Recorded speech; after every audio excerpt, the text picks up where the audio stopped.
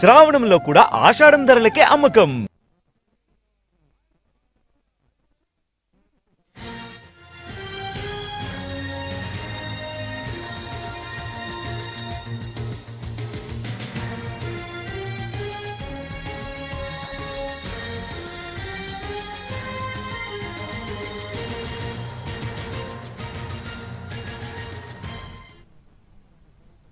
Breaking news. Karnataka JDS నేత మాజీ MP Prajwal రేవణ్ణకు బెంగళూరు స్పెషల్ కోర్టు షాక్ ఇచ్చింది.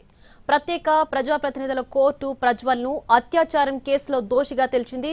2021లో తన గన్నికాడ ఫామ్ హౌస్ లో పనిచేస్తున్న ఒక మహిళపై అత్యాచారం చేశారనే ఆరోపణలు రుజువయ్యాయి.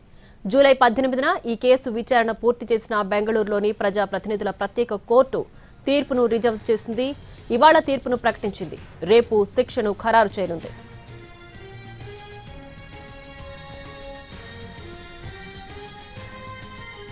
మాజీ ప్రధాని హెచ్డి దేవేగౌడ మనవడు అయిన ప్రజ్వల్ రేవణ్ణపై పలు లైంగిక కేసులు నమోదయ్యాయి. హసన్ జిల్లాలోని హొలిసనపురలో ఉన్న ఫామ్ హౌస్ లో మహిళలపై ప్రజ్వల్ రేవణ్ణ 2 సార్లు అత్యాచారానికి పాల్పడ్డారని, మొబైల్ వీడియో రికార్డ్ చేసి వేధించారని ఆరోపణలున్నాయి. 2024 ఎన్నికలకు ముందు రేవణ్ణపై కేసులు నమోదయ్యాయి. దీంతో ప్రభుత్వం సిట్ ఏర్పాటు చేసింది. కేసు నమోదవగానే విదేశాలకు వెళ్లిన రేవణ్ణను తిరిగి రాగానే సిట్ అరెస్ట్ చేసింది.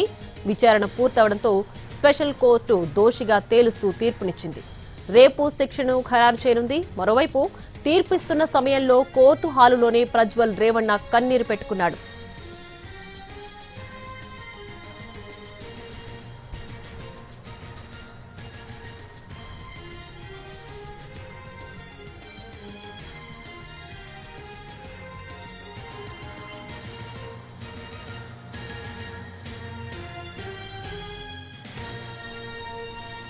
కర్ణాటక జేడీఎస్ నేత మాజీ ఎంపీ ప్రజ్వల్ రేవణ్ణకు బెంగళూరు స్పెషల్ కోర్టు షాక్ ఇచ్చింది.